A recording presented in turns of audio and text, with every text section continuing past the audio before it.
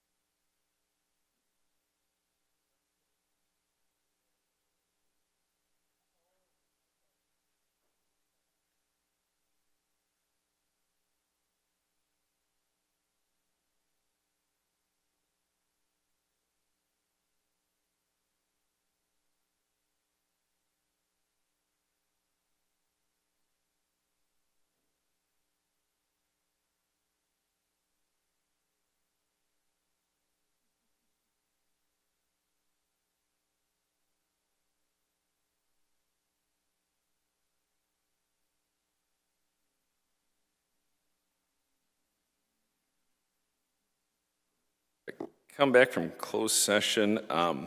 We are waiting just on one commissioner, Commissioner Charlebois. Hopefully he'll be returning here momentarily. But we do have a incredible proclamation I get to read. Do we have the microphone?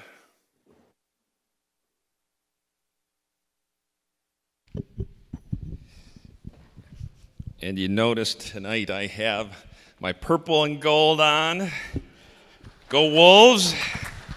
I'm a proud 93 graduate, and today we get to honor Engel Stadium, 100 years old. So why don't we have some representation from Bay City Central here.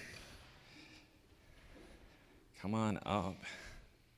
Come on down. You want to introduce yourself to everybody? Pardon me? You want to introduce yourself? I'm Pam Skillman. Used to be president of the Booster Club. I, quote, did retire, but have not left. I'm Carol Urban. I'm a teacher, and 6 of my 7 family members graduated from Bay City Central. Brian Bishop, retired educator and coach, and coach of Chris Jordan. That is true. That is true. All right, so I have this proclamation. So whereas Engel Stadium has stood for a century as the proud home of Bay City Central High School athletics, serving as a place where generations of students, families, and community members have come together to support their Wolves, and whereas built in 1925, Engel Stadium has been the site of countless Friday night football games, track meets, pep rallies, band performances, and community celebrations, creating lifelong memories for thousands of Bay City residents. And whereas Engel Stadium symbolizes the spirit of Bay City Central High School, fostering pride, tradition, and excellence among students and alumni, and continues to be a landmark of education, athletics, and community heritage.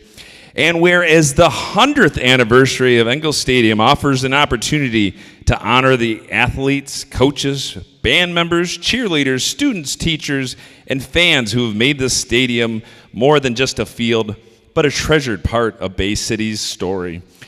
And whereas the city of Bay City recognizes the role of Engel Stadium in strengthening community identity, preserving local history, and inspiring future generation of Wolves to carry out forward the traditions of pride and perseverance.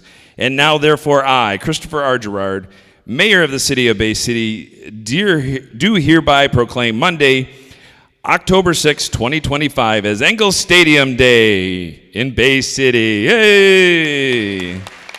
So, and it's to recognize and celebrate the 100th anniversary of Bay City Central High School's Engel Stadium and encourage all citizens to join in honoring this historic milestone and the legacy that it represents in the community.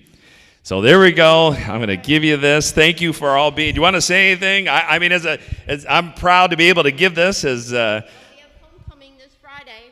Is there a parade? Yes, there is a parade. All right. What time? 5 o'clock. 5 o'clock. So be there. All right. Thank you. Go Wolves.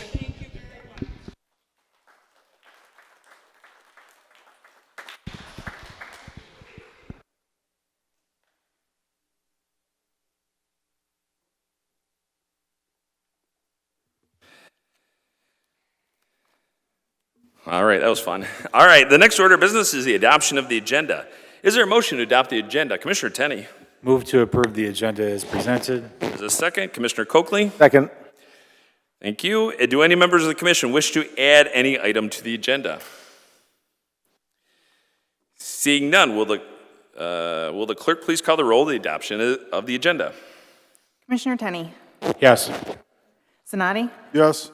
DeWitt. Yes. Runberg. Yes. Charlebois. Yes. Kubit. Yes. Coakley. Yes. Tenney. I'm sorry, I already got you. 7 yes. Okay, we had extra 2 tennies this time. All right, the agendas for this evening has been adopted. All right, the next order of business calls for the consent agenda. Do any members of the commission wish to make a change to the consent agenda? All right, the next order of business calls for public input on the consent agenda. This is the opportunity for citizens to remove an item from the consent for consideration on the regular agenda. If anyone in the audience wishes to make a change, please come to the microphone, print your name on the registration sheet, state your name and address for the record, and the item you wish to have considered on the regular agenda.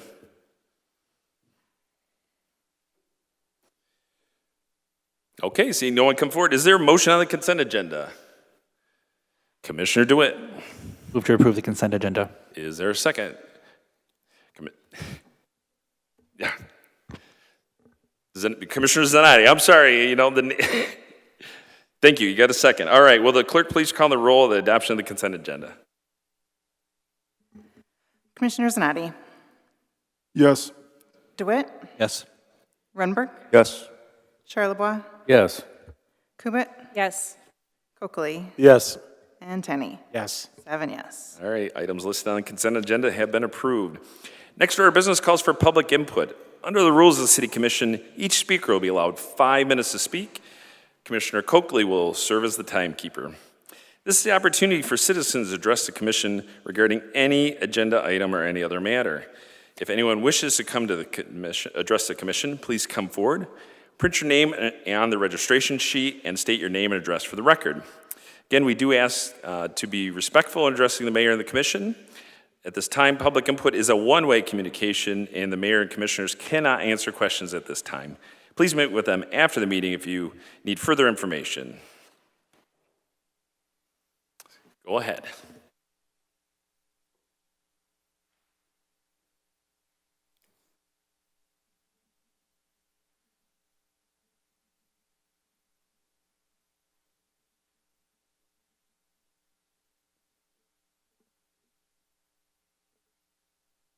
Good evening. My name is Denise Davidson. I live at 1218 Marsac Street. Thank you for the opportunity to speak tonight. I appreciate that. I am talking with regards to the resolution Commissioner Tenney had regarding $5 million for grant matching program to provide repairs to our streets. A few questions I had were $5 million. Where is it coming from? Is this a one-time deal? Is it annual? The city, if I remember correctly, has a 5-year plan with regards to streets. Is this part of that plan? Is it something that's in addition to the plan? A budget was passed not too long ago. Was this part of the budget that was passed? Is there a consideration instead of using this for streets? And I understand that some of them are pretty bad shape, which I agree. Is this $5 million, would it go better for emergencies or any other type of expenditures that may come up? So just wanted to bring that to your attention. Thank you very much. I appreciate the time. Thank you very much.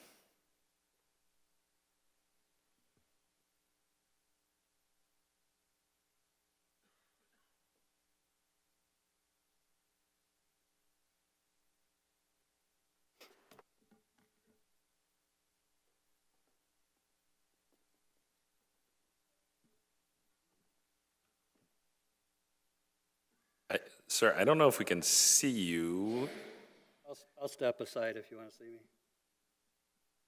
Then we won't have the mic.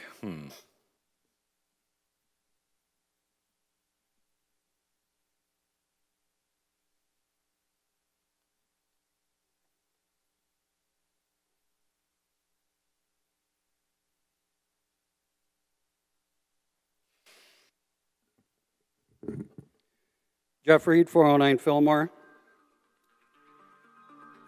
Opinion. Bay City Bridge Partners takes a toll on the living and the dead.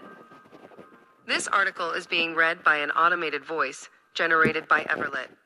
Just when you think Rule clarification. Bridge Partners Is did it's not look we don't have this very often. Are non-human voices allowed to be used for this? Do we have a clarification on that? Just to make Hold on. Don't start his time. I want to make sure that we get clarification. It was my understanding that this is completely legal. I don't know. It's third party. I don't know the exact rule. Our clerk has said it really should be yourself commenting. This is myself. I just can't read this fast. Just point of order. It sounds like he's trying to make, it's his point with his words. He's trying to use technology to do it. I don't know if we've ever considered the issue before, but for the purposes of this evening, I just ask that he be allowed, but. Is there any objection? so long as we understand that we need to work on this in the future rule adjustment. Yeah, I think we need to just have clarification. Okay. All right. So we'll start your time over, and so go ahead. We'll know going forward, and we're going to research it just to make sure we're clear. Let me explain. Going through yesterday's mail, I noticed another correspondence from the company. I think this is the third one. Inside was a statement seeking $30.50 from my father-in-law, Walter Pat Trombley. It's mostly late fees. Readers familiar with this column know that Pat, whom I affectionately called Mr. T, died on July 3rd, 2024. Battling cancer and a bad ticker, his driving days ended well before June 15th, 2024, the date the company says he was cruising Bay City at 3:55 p.m. No one else in the family drove his car. Did Mr. T, racked with illness and barely able to walk across the room unassisted, actually earn this citation during a joyride across the Liberty Bridge? Highly unlikely, and it's a mystery I have no interest in solving. Likewise, I don't feel compelled or obligated to contact this company and suggest they try using a Ouija board to contact Mr. Trombley about the alleged road trip. I don't owe them anything. I don't even owe them an explanation. Fun fact, I asked my boss to edit this story. He reminded me that he also fought a bogus $3 charge for allegedly using Liberty Bridge, though he has not even visited Bay City in recent years. So let's ponder the real issue here, how this so-called public-private partnership has become a complete joke. When Bay City handed over control of its Liberty and Independence bridges in 2019, residents were promised improvements. What they got instead were retrofitted bridges, rather than rebuilt structures as promised, slapped on tolls, and a botched public rollout of the toll program. And those tolls, Liberty Bridge started charging in June 2023. Independence Bridge followed on January 1st, 2025. Since then, residents have been paying anywhere from $2 to $5 per crossing. And that's with a transponder. If you don't have one, prepare to pay even more. And pay we have. Bay City Bridge Partners sends out threatening toll bills across the state. Midland, Saginaw, Frankenmuth, Grand Rapids, Detroit. To people who have never visited Bay City, then it's up to the recipient to contact them when there is an error, or the account could be sent to a collections agency. For most people, it's easier to just pay the fee and angrily move on with their lives. That's probably not the kind of exposure that helps Go Great Lakes Bay and the Bay Area Chamber of Commerce attract visitors or new families to the area. Of course, tolling has brought a wave of complaints from Bay City residents, especially those who rely on the bridges daily to get to work, school, or doctor appointments. Many say the toll system is confusing, the signage inconsistent, and the billing error-prone. Others resent that a private, out-of-state company now controls public infrastructure and seems unaccountable to the community it profits from. They're not wrong. At a July meeting, Bay City Commissioner Alex DeWitt asked City Manager Dana Muscat to request an update from the company because it hasn't sent a representative to a commission meeting in months. But the commission acknowledged that Bridge Partners is not actually required to comply with that request. Let that sink in. A company running your city's major bridges doesn't have to answer to you. By the way, the company is now on its 4th general manager in 3 years. Pete Raketic took over recently, continuing a game of executive musical chairs that's becoming all too familiar. This would be laughable if it wasn't so maddening. And people are MAD. Residents continue to organize protests. On Sunday, August 3rd, the Saginaw Bay Democratic Socialists of America will rally to demand accountability and transparency from bridge partners, starting at noon at the Bay County Building. The residents are asking for reinstatement of the subscription policy permanently and to allow new subscribers, low-income options for Bay County residents, cap of late fees at the cost of processing, no more than 100% additional, rescinding non-disclosure agreements with the city to ensure transparency, ending all charges for emergency services, whether public or private. The message here is clear. People feel betrayed, and why shouldn't they feel that way? Let's not forget the secret toll discount scheme uncovered earlier this year by NLive's Joey Oliver. Bridge partners offered Bay County a 25% toll reduction, but only if they kept it quiet. The county declined the offer, in part due to concerns over the confidentiality clause and the requirement for public silence around the deal. Liberty and independence aren't just Commissioner Runberg? Move to provide speaker 2 more minutes. All right, Commissioner Cubit? Second. Any objection? You object? Commissioner Coakley? I do object. With a preset voice already set up, you could have taken the time to make it a 5-minute presentation. There's about a minute left, sir. Yeah, I'm just saying you had time to make it a 5-minute presentation. Okay, so we'll do a roll call vote whether or not to I continue. mean, we're gonna. I'm new to the but it's just- electronic stuff. I'm just learning. I'm trying to do my best here. So we're just going to vote. We'll do a roll call vote. Commissioner DeWitt. Clarification on what yes, no is. Yes is to allow the 2 extra minutes. Yes. Runberg. Yes. Charlevoix. Yes. Kubit. Yes. Coakley. No. Tenney. Yes. That is, I'm sorry, Zanotti. 6. Yes. 6 yes. Thank you. We need to get that poor guy a name plaque because we blink when he sees it. He's got blank screens. All right, Speaker has 2 more minutes. Thank you. They are concepts that are supposed to mean something. And right now, both are under the control of a company that thinks community engagement is optional and accountability is annoying. That's a bridge too far for any reasonable person to tolerate much longer. So what's the solution? It's time for Bay City officials to seriously explore what it would take, legally, financially, logistically, to cut ties with this awful organization. Find a new partner that will keep its promises and won't embarrass the community with bogus toll bills.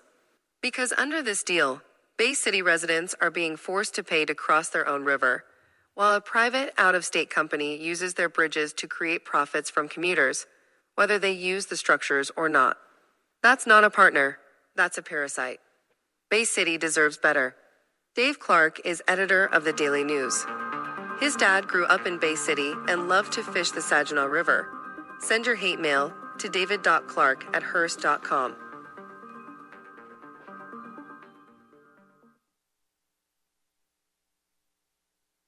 There we go. Bay City Bridge Partners horror stories. That's just one. I'm sure everybody's got their own. So I suggest everybody to come up here and tell us your horror stories in the spirit of Halloween. I just hope Bay City Bridge Partners don't ruin it for the kids. Thank you for your time. All right, thank you. Anybody else like to come forward for public input? All right, seeing no one come forward, next is the remarks of the mayor and commission. Do any commissioners have remarks they'd like to make? Yep, Commissioner Runberg. Thank you. There's 2 things to comment on here. One, the Halloween event on the Midland Street Business District is coming up on the 25th. I said noon to 2 or 2 to 4. I think it's noon to 2. Noon to 2. Now, as we did in the last meeting, as we did grant the amendment to the permit for closing down the street And I just wanted to take a moment to kind of comment on some of the PR problems that we've experienced with the Midland Street Business District, as people think that it's just drunken debauchery out there on daytime hours, and that's definitely not the case. It is a very safe and wonderful aspect of the community. It provides plenty of cultural opportunities, local shopping. It's a good mix of businesses, not just bars. And I do want to encourage everybody to come down there and just experience what the Midland Street experience is, because I think most of us who live in the city can say that we've never felt unsafe walking around down there. It's more of an unfortunate PR that we have from some highly publicized articles that have been written by some events that have happened in Bay City's past. So for that, please do come out. It won't be closed for that particular weekend, but we're still going to have plenty of opportunities for enjoyment down there. And when we do have it closed for the holiday weekend, please do come check that out, because it really is a special treat, being able to just wander around in the business district without having to fear of getting hit by a stray car. The other thing I wanted to comment on, which has been garnered a lot of attention, is the wonderful display that's being put on by the 1700 block of South Chilson. It's been growing every year. This is the 5th year that they've been doing it. And as a part of that growing, there's also growth pains that come along with it. And it has been bigger every year. And we are looking at some of these growing pains, which are obstacles that the community of residents have run in with the city. And we as a city definitely want to celebrate the proactive nature of our community to bring in these types of events. And we want to work with them as much as possible in order to make sure that this thing can go off without a hitch. We have gone through, we work with the Midland Street merchants. They are able to provide insurance for the event. We have worked with the residents to get permits entered in. The city is gracious enough to not ding every single resident for every house, for every permit that be turned in, and we're going to make sure that we're working to ensure that this is able to proceed. One of the things that the residents need right now, though, if we're going to make this thing a reality and hopefully continue to have it come for years forward, is they are going to need somebody with some planning experience for writing plans to submit to engineering. So this is a call to the community. If there is anyone out there that wants to see this display as a huge success like we know it can be, please get in touch with me so we can go ahead and get you in contact with the residents so we can get proper plans drawn up that will be permissible for the city to be able to safely, and eschewing any sort of liability toward the city, be resolved. So again, contact me if you have any experience with writing for plans, and I will get you in touch with the appropriate people, and hopefully we can see some folks down there. And thank you to the other businesses that have also stepped forward to contribute to ensuring this event is a success. I just really appreciate the community rallying around this and coming together. That's all I have. Thank you. Thank you. Commissioner Coakley. I just wanted to touch base on that too. I was out of town with it, so I missed a lot of it when it all started. There's been a lot of misinformation, and I just want to clarify a few things. One, if you want to put up decorations, and the city manager through the chair, you do not have to pay $25. There's no fee to put up decorations on your house, right? No, No, there's no fee. So that fee was to use our right-of-way. the right-of-way. I went by there today, and it's not safe. I mean, there's rotted 2x4s, they're pieced together and everything else. I understand what they're doing, but as a representative of the city, I understand why we need to have them have some insurance with that. Because everybody says, sure, everybody loves decorations, nobody's gonna ever sue the city. I guarantee you if somebody gets injured, they will go after the city. So I understand what the city's doing there, but I also understand that, you know, if we can get this to work, I want it to work, most definitely. I see what they're doing, but I mean, if you just go by and take a look at how it's set up. I mean, the 2x4s are leaning. Some of them, they're dark, they're rotted, they're missing chunks. You know, we want to support all of our citizens, and that's even in the case of a possible lawsuit that if anything went wrong. Even though you've been doing it for years doesn't mean it's right. And I applaud you. Let's get some engineers out there or somebody else who knows what they're doing, and let's make it safe and beautiful. Also, and I've been talking to the city manager, one of my streets, there's a boat that's attached to a vehicle. And he's leaving it attached to the vehicle, and it's chewing up probably 50 feet, and he's parking it on the road. As long as it's attached to a vehicle, he's okay by ordinance-wise. And has a plate on it. And has a plate on it. But it's a nuisance to everybody else on that street. So he'll drive it around the block and repark it just to avoid it. So it's something I would like to look at in the future. I understand if you're going fishing and you got something and you can do it for a day or two, but 6 months at a time is not reasonable in my opinion. It's blocking trash pickup, it's blocking a lot of city services in that area. Trinity Episcopal Church on the 21st from 5 to 7 is having their harvest dinner on Center Avenue. Roast beef, pretty reasonably priced. Try, take some time if you can to support that. And lastly, go Lions and go Tigers. All right, thank you. Commissioner DeWitt. Yeah, also on the issue with the lights over the sidewalk and the wires over the sidewalk, I know of multiple houses over the past, well, I've been around for 30, so it's been at least 20 years, have had lights over the sidewalks over during the Christmas holiday lights. They've had their power cords, their lights over the sidewalks, and a couple of them have won citywide prizes here in this chamber, and none of them ever had this type of issue before. Now, I understand it's multiple properties now, but there have been winners in this chamber for the winter lights that have never gotten a letter saying you can't do this. So I'm just confused as to what's changing, and if we're going to go after all of them for the same thing, or if we're just going to let the one dictate a change to the standard operating procedure, because this seems to be selective.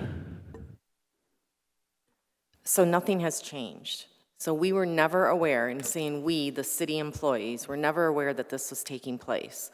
Somebody turned it in to us, so we had to take a look at it. We can't turn our eyes to something when somebody complains to us about an issue. We don't know of any of the Christmas decorations. If we did, the staff would go out and address it, just like we are addressing this. Photos posted on the city Facebook. That's not enough to say, hey, that looks like it's over the sidewalk. Okay. We are hopefully going to have the answer for the trash bin selective enforcement. I've asked a couple of questions back on that one because we were working on getting that done. Sent officers, we're going to look at the calendar next year. Next year's calendar for city commission meetings, just for the public knows, could look a little chaotic because we have 4 elections. So we're going to hopefully get a standard calendar that fits with everyone as much as possible. I'm also calling on the commission as a whole to approve when we get to that extra meeting for the budget beforehand, so we don't have to go, oh, hey, we want a meeting next week to continue, just so we have that scheduled ahead of time and be kind of proactive on the budgeting system for next year. Thank you. Thank you. Anybody else? Commissioner Tenney? Thank you to the chair. I was actually not going to opine on the decoration issue because I'm over here minding my South End business. But through the mayor to the city manager, I do think that there could be a mass communication sent out on a seasonal basis now that we do know that this is an issue, right? So when we're saying like, hey, by the way, don't blow your leaves into the street, we could also maybe say, don't put decorations on the easement unless you follow this process. Here's this process. It's just a thought I had. Yeah, Thank you. We can do that easily on social media. Absolutely. Thank you. Thank you. Anybody else? I just had a couple. Yeah, on the right-of-way issue, I mean, this is any city USA has right-of-ways, correct? And it's for a lot of times utility access. Is that correct? Absolutely, yes. Yeah. And then if something were to happen, even though it's, you know, a city or a resident encroaches on that, it potentially could be a liability of the city, correct? Correct. Okay, which, and when somebody made it aware, I agree that I think the city is doing the best to work with the residents in that neighborhood, and hopefully we can come up with a resolution. I echo sentiments that Commissioner Rundberg's working hard to come up with solutions with them. I've met with them myself several times, so we can, we want to see this successful. As a matter of fact, we actually have a Halloween decorating competition going on, and so you can notify myself, or there's a Facebook post about that. So we do want to see people celebrate if they want to celebrate that kind of thing. I think last year I didn't see that specific, but I saw lights that were pretty bright in that area when I was out campaigning that time of year. So I think we wanted to see them successful. Hopefully, some folks step up and help them out with some engineering. There's probably some companies out here be willing to help. If they have to change some boards out to some 4x4s, I'm sure some companies willing to step up and help make some donations. So hopefully that all comes together. I think, but on the cities then, I know a lot, I did some research after this all popped up. Other communities have just shut it down and made the residents remove those items. And so I think the city's trying to work together to come up with a resolution. So I think that's a good thing. Midland Street, I will also be out there on Midland Street. I haven't selected a costume yet. I'm going to work on one for the October 25th. But I do have a comment. Apparently over the weekend there was a situation on Midland Street after hours, evenings. It seems to be like Saturday nights issue. Is there something that, I know back in the day we used to have an officer when the bars were letting out. I don't know, is that something that the bars have traditionally paid for? It's just we have because we know there's sometimes concerns in the evening hours, we have officers out there. If I could have Caleb come up and let you know what we have in place right now.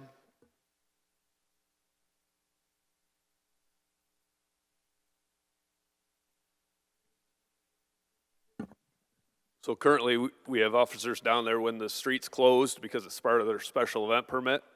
When the street isn't closed, there's no special detail. It's just whoever happens to be working patrol. Obviously, they try to go down there at bar closing time because that's when the issues happen to be, but it is, Friday and Saturday night.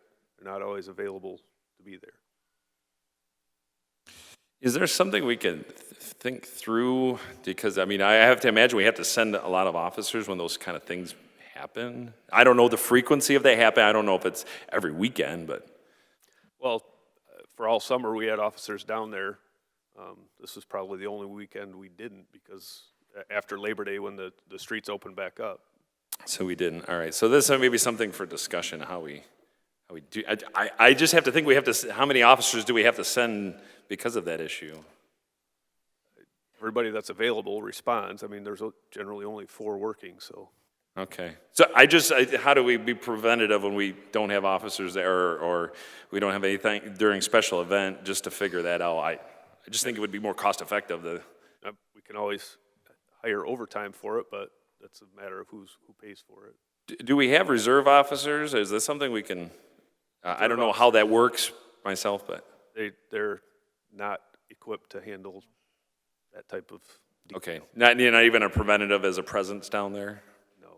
Okay. All right. Thank you. That's all I had on that. And then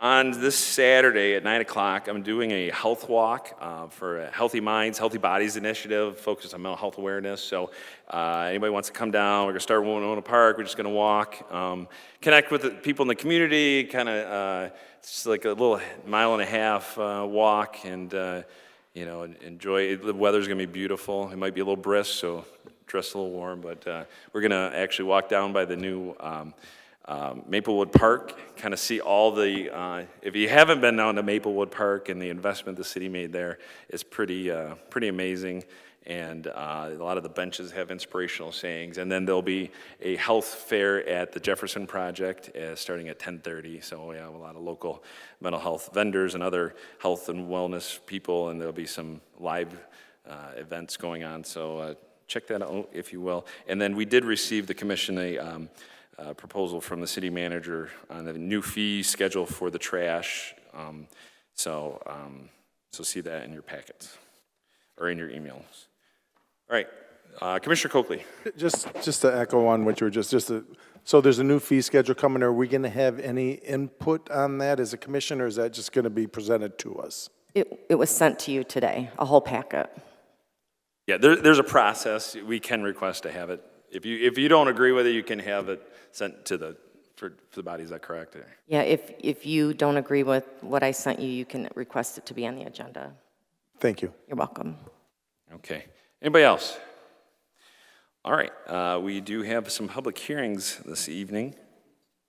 Oh, I am so sorry. I'm looking at the time. It's almost 7:30. Yes, you did have some items. I skipped the page. Manager report. It's okay. I have a lot to talk about tonight. So I want to highlight a couple achievements that we have regarding city staff. So we recently received the Governmental Finance Officers Association Certificate of Achievement for Excellence in Financial Reporting. So that certificate is the highest form of recognition in governmental accounting and financial reporting. So I want to congratulate George Martini and Angela Wilsey and all of our accounting staff. That's a fantastic award for us to receive. Second award was to Susan Carmine, who is our purchasing manager. She received the MPPOA Manager of the Year Award. So this is the entire state of Michigan. That award is presented annually for leadership and innovation in the public purchasing field. The third award that we received the United Way of Bay County's Community Champion Award. City staff accepted this award a few weeks ago, highlighting the city for being a long-standing partner, our number of volunteers that we work with for United Way, our Day of Caring, our blood drive, and a substantial increase in workplace giving during their campaign. We're also working with them on a significant project right now, which will be announced soon. Moving on, I just want to let you know that the deadline for the third ward vacancy is on October 27th. We have one applicant at this time. We have the joint AFG grant was awarded to us, to Bay City, Midland, and Saginaw for the new air packs. The amount was $1.2 million, and we are approximately getting $400,000. So that's a good thing. We also have presentations coming forward. October 20th, we're doing the citywide survey report. November 3rd, we have Redstone coming to present on Station 5 findings. And then on November 17th, we have Flock presentation. Your seats tonight, I gave you a packet of information. It's titled Resolution for Equitable and Safe Rental Housing. This was a resolution that the former Third Ward Commissioner had presented to the commission, and it was approved. So we have answers to every single one of the therefores included on that top, and then attached is all of our backup to all the information that we do reference regarding this resolution. So let me know if you have any questions on that once you read it, okay? And that's all I have. And one thing I wanted to add, October 15th, we're going to do a meet and greet here. It's a little bit different of our format. A lot of times this is a formal process at our meetings. We don't normally get to necessarily interact with everybody, so this is an opportunity for residents to come in, meet with any of the commission here, have a discussion about anything you want to talk about city-related or anything, I suppose, just to kind of get your commission and leadership here. And so it's going to be October 15th downstairs. And so help get the word out, and we're here to work for you as our residents. So, all right. Next item of business is public hearing. This is an opportunity for citizens to address the commission regarding public hearing application from Acrocast, Inc. for a 12-year industrial facilities tax exemption certificate located at 1837 and 1899 First Street in the amount of $170,838. Under the rules of City Commission, each speaker will be allowed 5 minutes to speak. Commissioner Coakley will serve as a timekeeper. Is there a motion to allow for a public hearing? Commissioner Runberg. Move to allow for public hearing on the application from Archicast Incorporated for a 12-year industrial facilities tax exemption certificate. All right, is there a second? Commissioner Morris. Second. All right, thank you. If anyone wishes to address the commission regarding public hearing item number 1, please come forward, sign the registration sheet, and state your name and address for the record.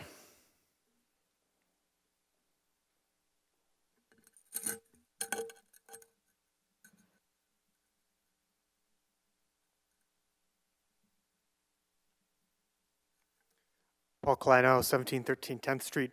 I didn't have so much a statement, just a question I hoped could be answered about this industrial expansion. It sounds very promising from what I saw of it, but what I didn't see was what the environmental review of it was going to be. Are there any risks from this facility? Is there going to be an expansion of any noise issues? And I was just hoping that could be stated for the public. That's all. Thank you. Thank you.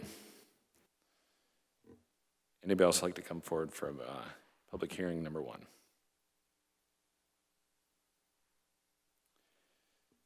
Okay, seeing no one come forward, next order of business, special orders. Will the clerk read the next item on the agenda? Special orders, item 1, Commission as a whole resolution regarding application from Acrocast, Inc. for a 12-year industrial facilities tax exemption certificate located at 1837 and 1899 First Street in the amount of $170,838. Is there a motion? Commissioner Tenney. Move to approve. There's a second. Commissioner Coakley. Second. All right, discussion. Commissioner Runberger. Yeah, just to the speaker's point, Paul's, I'm assuming that there was an economic impact study that's done before these types of projects. Does that also include the potential risks to surrounding residents, anything like that? Sarah, can you come up? I know she's looking right now.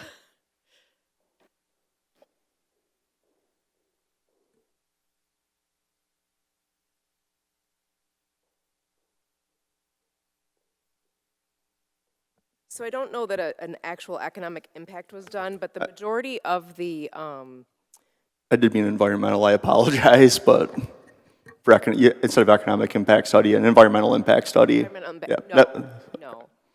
we don't require them, but the actual expansion is more for storage, so it's not, it's not just, there's not actually going to be, they are doing additional, they are going to have additional equipment, but it's more robotic type stuff. So it's, I don't necessarily, I can certainly look into it, but we don't require an environmental impact for something of this size. Okay, so as far as we know, they're not going to be storing like chemicals or anything like that? Correct. Okay. You all set, Commissioner? Commissioner Coakley. Yeah, I stopped by and took a tour of it, and he'll show you. He'll encourages you to swing by. They're basically moving operations out of one building and building a storage area to put the robotics into this area. So he's expanding their capability of doing things. It's a nice operation they got. They bought most of the old I think the entire St. Joe's playing field back there, back where the football field used to be. Go Cougars. There's not a lot of expansion right now, but they're just looking for more storage so they can put the robotics part in, which will lead to more jobs in that. But it's a nice little operation. He's very pro-neighborhood, pro-city, and like I said, I would encourage any commissioners that want to go speak with him. And I would definitely encourage that. He loves to show off this facility because they are doing some really great things there. But again, to your point, they don't store any actual chemicals or anything.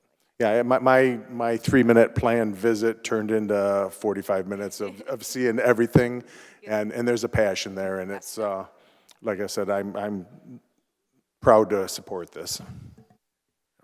All right, Commissioner Zanotti. You got to push the yellow button. You guys got a better way to do this mic thing. Okay, I spent quite a bit of time with the guy after our last meeting. I'm kind of proud that I spent 52 years in the foundry business, so it was the only thing I got to vote on that meeting that I knew something about. So what the guy's doing is, first of all, the reason he bought St. Joe's, he told me, was to protect the neighbors. He didn't need that space, but he just thought it would be good to protect the neighbors.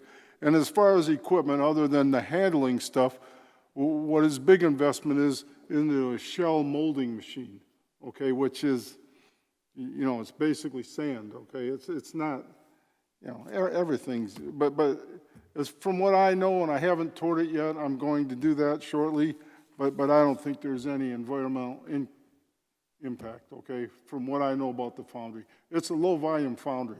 It's investment cast, which is way different than a high-volume foundry. Well said. Any other comments? Okay, is there a motion? Oh, we have a motion and a second. So please call the roll on the motion to adopt. Commissioner Runberg. Yes. Charlebois. Yes. Morris. Yes. Kubit. Yes. Kokoli. Yes. Tenney. Yes. Sinati. Yes. DeWitt. Yes. 8 yes. The motion's been adopted. Will the clerk please read the next item on the agenda? Regular agenda, item 1, Commissioner Tenney, resolution directing the city manager to work with the Department of Public Works to prepare a plan for street repair, allocating $5 million to the project with half the funds dedicated to reserves within the next 30 days. Is there a motion, Commissioner Tenney? Move to approve. Is there a second? Commissioner Renberg? Second. All right, discussion. Commissioner Tenney? All right, thank you to the chair. Wanted to give a big thank you to the Department of Public Works for laying forward a plan to utilize these dollars. To a speaker's remarks and questions earlier, we have $5 million in funds from our bridge lease.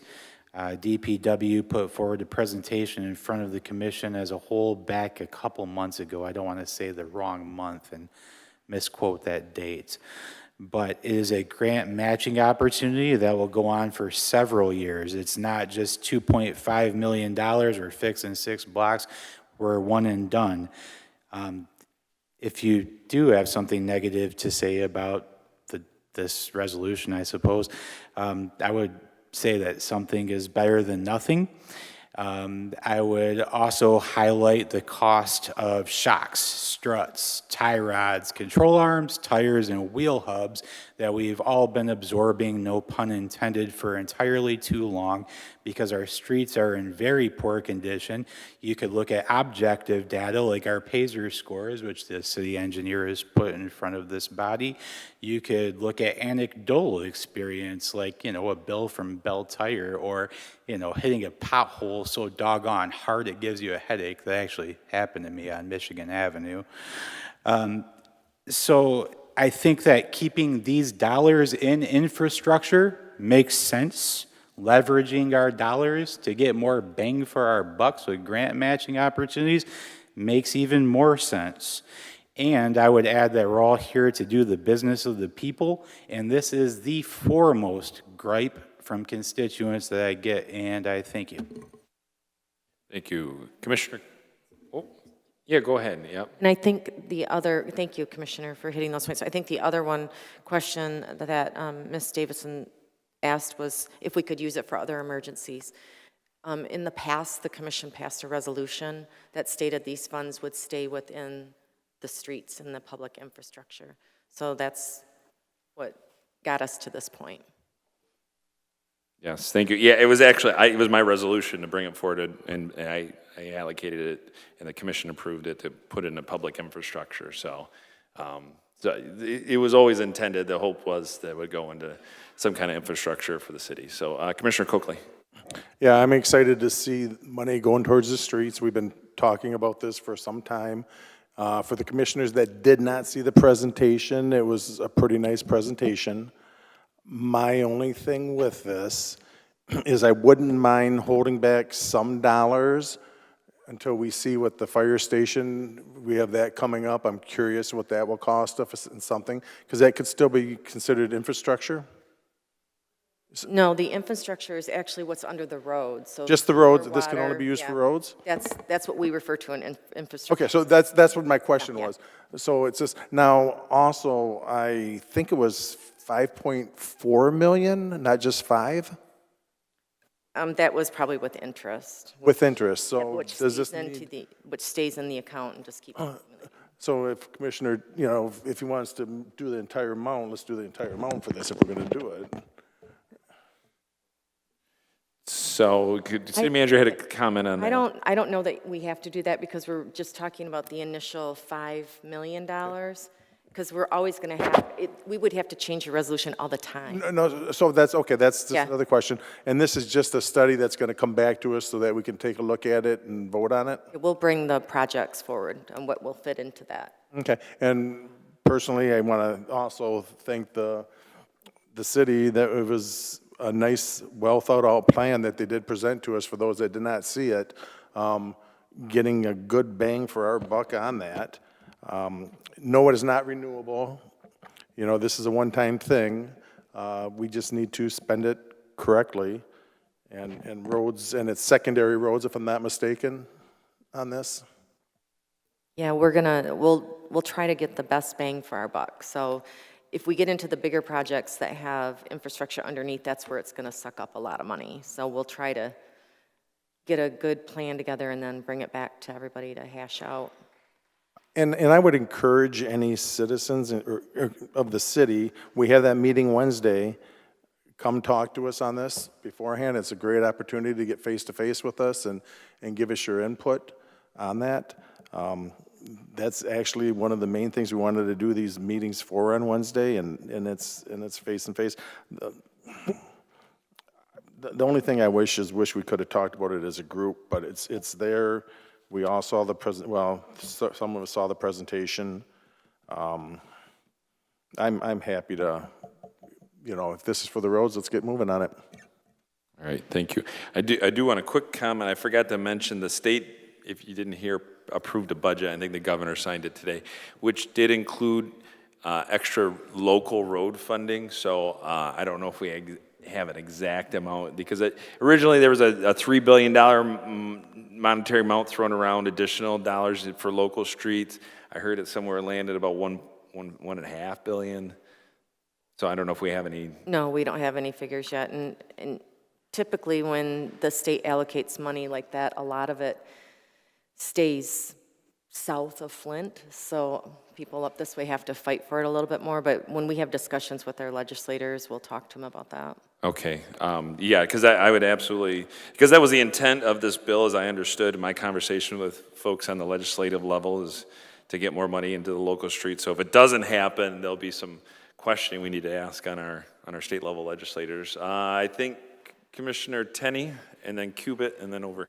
I just have a quick point of clarification to the city manager through the mayor, or actually either one of you, if it's appropriate.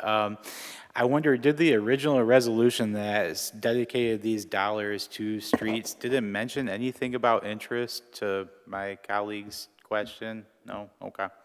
And then another point of clarification, I guess, just so I'm clear, when these projects come rolling out, I believe that they'll come through on the consent agenda, right? Like, we're not going to have to. So I think what I would like to start with is just doing a presentation to everybody so you can see what's coming to be adopted. And if you don't want it on consent, I can just throw it on the regular agenda. That's fine. Okay, and can we just, can we put that information out to the public? Maybe it's the PowerPoint link to the presentation that was already given, perhaps, so that way we're not having to, talk about this twice a month when we already have a well laid out plan and the public knows. Right, yep, we can do that. Sweet, all right, thank you so much. All right, Commissioner Cubitt, I'm going to go around to folks that haven't talked yet. I was just about to kind of make the same ask. I know that what we're doing tonight is what we've set in place for a long time ago, and we're moving forward on that plan.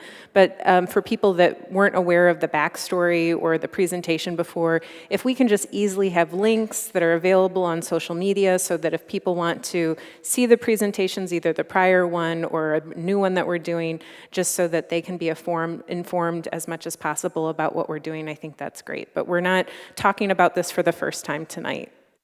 Oh, we're not. All right, Commissioner Runberg, did you have your? Yeah, I did. It was kind of something I was going to bring up right after you mentioned the state budget. So with state dollars, and this may just be Civics 101 for me, that's going to come back to us probably in the form of a grant we have to apply for rather than like allocated funds. if it does come through. But I know you said it's mostly gonna go down to south of Flint, so that's something we could, would it be a grant opportunity?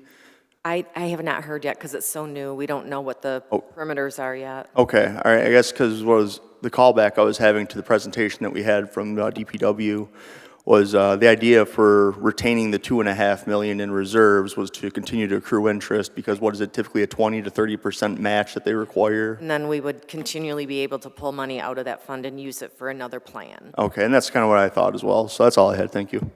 Thank you. At the Michigan Municipal League Conference, I had some conversation with folks that there were some numbers floated out there that potential municipalities just basically receive 1.5 times if they approved at that $3 billion mark. They did not, so I don't know. And that's our Act 51 dollars on the formula. So it's formula based, is my understanding. So maybe it would be nice if we get double what we normally get for those Act 51 dollars. So we'll see. Commissioner Schalaba. Yeah, I was wondering if on this deal we're going to hold back half the money and it's going to be left in the bank to earn interest. Is that Yes, so? that's what the resolution said. Okay, can you give me any idea how much $2.5 million would generate per year? Ballpark, nothing, I'm not going to. I'm looking at George to see what he does in his head right now. How much? 100,000. Okay. And another thing is, I hope the money's spread around throughout the wards, that one ward doesn't get more than its share. And at the very least, if a ward does get more, it's because the infrastructure underneath is shot and it needs to be done sooner than later. That's all I have. Thank you. All right, thank you. Commissioner Zanotti. Make sure you're speaking so we have it on record. Oh, yeah. Is 30 days enough time to bring this back to us? Yeah, it should be, because we actually have projects sitting out there that we assign every single year. So we would look at the PASER numbers and probably pull some of those other projects off for future years. So, yes. All right. Before I go back, anybody else who hasn't spoken yet? Commissioner DeWitt or Morris, any comment? Okay, back to Commissioner Coakley. This will be real quick. So we had how much in interest in that account, and is that interest available for us to designate to whatever we want, or where does that interest go? I think it was 400 and some thousand. Yeah, it's just in the account. That's just to add back to the fund. This is different. So with that, we're sending $5 million this way. There's going to be that 400 and some thousand left. Now, the resolution said $5 million. That 400,000, could we use that towards something different within the city? Or does that interest go to the city budget? That would probably be up to the body, in my opinion. I feel like we told the public that all this money was going to be used for infrastructure, and and I understand where you're going with it, but I just want to make sure that if we start pulling the interest out to do something else. Well, it would be something for the city. I'm just. Oh, no, I agree, but I just look at what we told the public body at one time, or the public, so.